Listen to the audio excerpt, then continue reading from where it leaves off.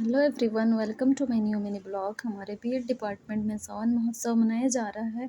आइए आपको दिखाती हूँ। ये है सावन का झूला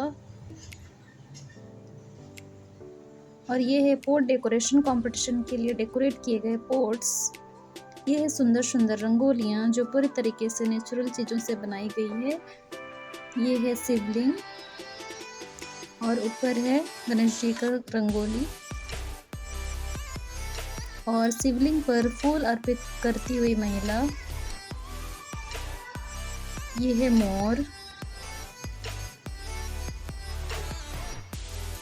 मोर के पंख कितने प्यारे लग रहे हैं। ये है स्टेज जहाँ ढेर सारे प्रोग्राम्स होने हैं।